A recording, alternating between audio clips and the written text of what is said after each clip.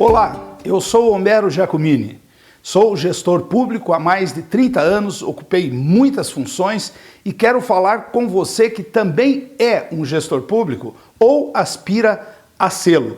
E eu quero trazer a você, através desses vídeos, as notícias sobre o meu programa dos segredos do gestor público de sucesso, que discute ferramentas práticas, simples de implantar, para que você obtenha sucesso na sua função. Você que já é um líder da área pública, que já ocupa algum tipo de cargo de coordenação, ou que então pretende ocupar um cargo desses algum dia, com certeza deseja ser um bom líder, uma boa líder, um bom gestor, uma boa gestora. Mas isso demanda aprendizagem, demanda empenho. Claro que as pessoas têm um certo dom, mas elas também necessitam aprender para exercer bem esse tipo de função. E, portanto, nós estamos aqui com uma série de 3 vídeos onde eu gostaria de trocar experiências com você a respeito desse tipo de situação. E eu vou trazer nesses vídeos, nesta série de 3 vídeos, algumas coisas muito simples para que você possa aplicar no seu ambiente de trabalho com bons resultados, de maneira fácil, sem necessitar de consultores, de sistemas de informação, enfim, que você possa autonomamente dar passos importantes no sentido de melhorar esse seu desempenho como líder. E basicamente eu vou falar de 2 ferramentas de gestão e de alavancagem de liderança. Uma que eu chamo de sistema de encontros comunicativos eficazes e a outra que são as comemorações em cima do lance. Você pode achar pomposos esses nomes, mas isso é proposital, para valorizar coisas que são tão simples, mas que dão muito bons resultados. Você sabe que para ter uma carreira onde você venha a ser reconhecido e tenha credibilidade, você precisa se empenhar para construir essa carreira. Você, com certeza, não quer voltar atrás. Se você já ocupa um cargo, se você já evoluiu dentro da sua carreira, você não deseja mais voltar atrás. Pelo contrário, você pretende ir à frente. Mas isso não é uma coisa garantida. Para isso, você tem que conquistar esse reconhecimento. Você tem que ser visto como alguém que é eficiente, que é um bom gestor. Agora, por outro lado, esta coisa da carreira bem-sucedida, ela também não faz muito sentido se não vier aliada a possibilidade de você ter uma vida particular, uma vida pessoal e familiar também bem-sucedida, onde você possa equilibrar o lado da carreira com o lado do convívio com a família, com o lado do convívio com os amigos. Você provavelmente tem filhos que estão crescendo, estão na escola, e muitas vezes você tem receio de não estar acompanhando eles de uma maneira adequada. Portanto, o exercício da sua profissão tem que ser feito de uma forma produtiva que não lhe sobrecarregue. Por outro lado, você também, e quem trabalha na área pública encontra bastante oportunidade de manifestar este lado, você tem e sente orgulho de contribuir com a melhoria da vida em sociedade. Você percebe que quando o seu trabalho permite que um indicador social melhore, quando o seu trabalho permite que o nível de bem-estar de um grupo social avance, você sente orgulho disso e você é reconhecido por isso. Mas, por outro lado, você tem uma série de problemas que lhe tiram o sono. Porque, muitas vezes, e isso é muito comum, a sua equipe é totalmente dependente de você. Se você não está no local de trabalho, as coisas não andam, não rendem. Parece que eles não têm iniciativa própria. Parece que eles não conseguem se empenhar o suficiente para que vocês alcancem aqueles resultados. Nesse sentido, então, as coisas não avançam como você gostaria. E mais do que isso, da forma pela qual você vai ser cobrado, porque você vai ser cobrado. O seu chefe vai lhe ligar e não vai ser para dar elogio, mas vai ser para dizer que as coisas estão atrasadas, que você não vai cumprir os prazos, e você fica então muitas vezes desamparado porque a equipe não corresponde ao que é necessário fazer e você não tem como alterar isso rapidamente. Você é cobrado não é só pelo seu chefe. Na área pública existe o Tribunal de Contas, o Ministério Público, muitas vezes até mesmo os meios de comunicação, que direta ou indiretamente também vão lhe cobrar. Porque veja, você provavelmente é um diretor de hospital, ou é um chefe de uma unidade de saúde, ou é uma diretora de escola, um delegado, coordenador de uma delegacia, e nessas situações você está exposto, ou melhor dizendo, você está frente a frente com a população e as respostas que sua equipe tem que dar precisam ser de boa qualidade. Você também com frequência enfrenta uma outra situação que é aquele clima morno no trabalho, né?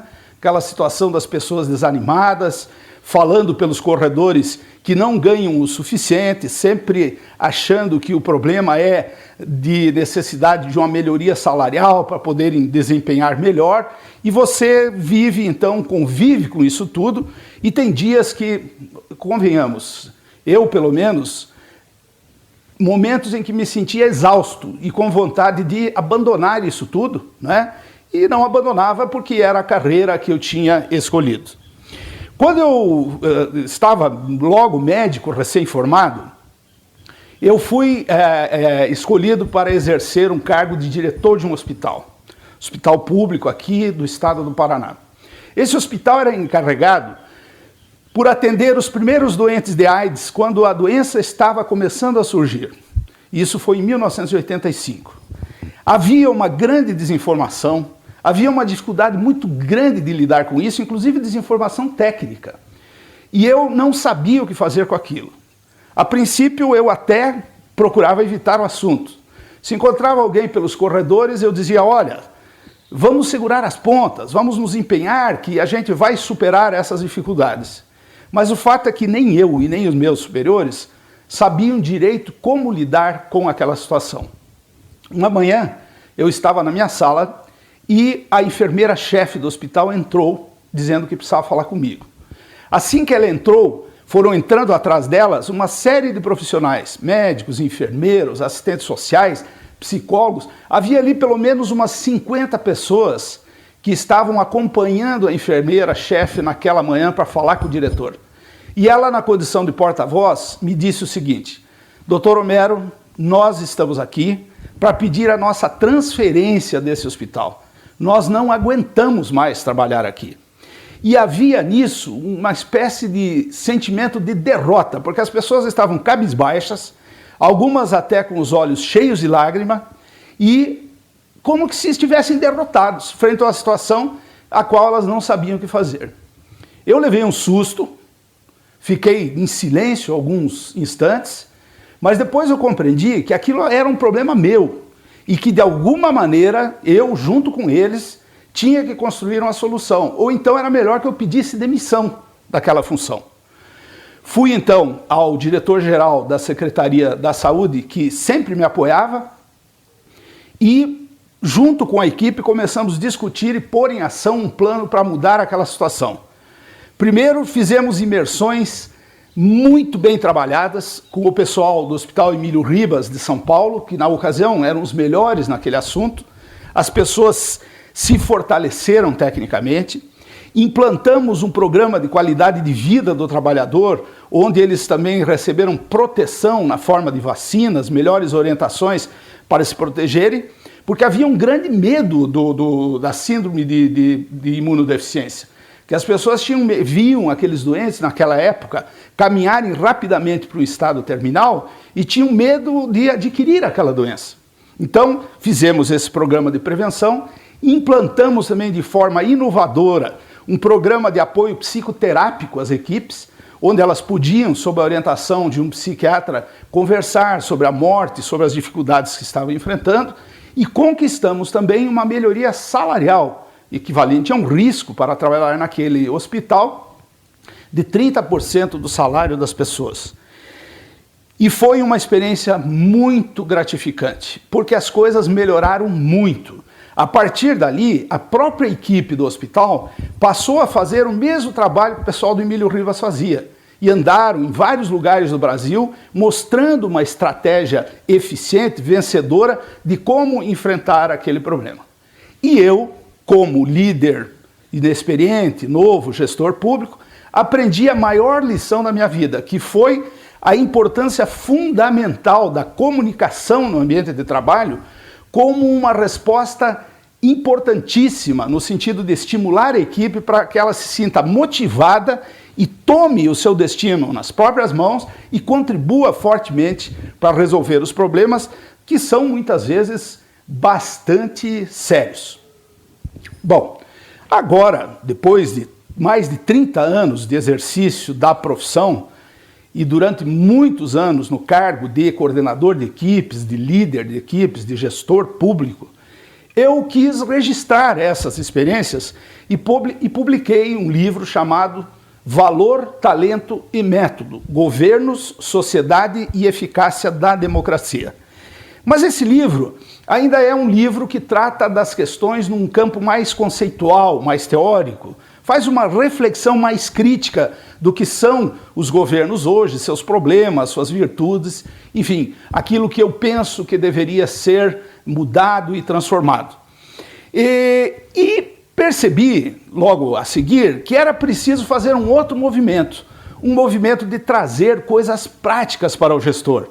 Pensei logo naquele gestor do nível intermediário, que, como eu disse, é o diretor da escola, o chefe da unidade de saúde, e que muitas vezes é um professor, é um advogado, que é colocado naquela função sem nenhum preparo e acaba, como eu fiz durante a minha vida inteira, tendo que se formar às expensas do seu próprio esforço e errando muito mais do que precisaria errar se tivesse orientações adequadas. Por isso, eu pensei então em continuar com coisas práticas para os gestores. E aí eu pensei, como aprendi durante a minha vida, que você pode encaminhar todo o conhecimento de gestão, de liderança, em 3 rotas, né? A primeira rota é aquela que diz respeito a planejar com a sua equipe o sentido de direção. Para onde é que vocês têm que caminhar? De acordo com as atribuições do órgão, de acordo com os objetivos estratégicos de Estado, de governo, o sentido de direção, planejar com a equipe.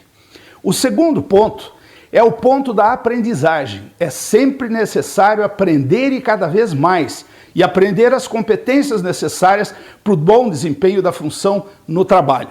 E o terceiro eixo é o eixo do reconhecimento aos esforços que cada um realiza e que a equipe como um todo realiza para conquistar os objetivos, os resultados que ela precisa conquistar. Então é sobre essas questões que eu quero conversar com você nessa sequência de vídeos. Na próxima videoaula, eu quero discutir um pouco mais aprofundadamente com você a importância da comunicação e entrar em detalhes sobre aquela primeira ferramenta prática que eu falei a você no início desse vídeo, que é a questão dos encontros comunicativos eficazes e das reuniões ou das comemorações em cima do lance. Na próxima videoaula, portanto, vamos detalhar essa questão dos encontros comunicativos eficazes, as tão famosas reuniões de trabalho, muitas vezes tão desgastantes, mas que podem ser conduzidas de uma maneira a se transformar numa das principais estratégias de coesão da equipe. Olha, estamos chegando ao final desse vídeo e eu quero lhe fazer uma sugestão. Leia imediatamente o e-book gratuito que você baixou ao estabelecer contato comigo. E eu vou continuar lhe propondo novos vídeos. Daqui a alguns dias eu vou mandar por e-mail para você um aviso de que há um novo vídeo para você assistir. Se você gostou dessa nossa discussão, eu peço que deixe aqui abaixo um comentário, uma pergunta, alguma observação. Isto é muito importante para nós e para esta relação que queremos estabelecer. Em breve lhe encaminharei novo vídeo. Paz e bem.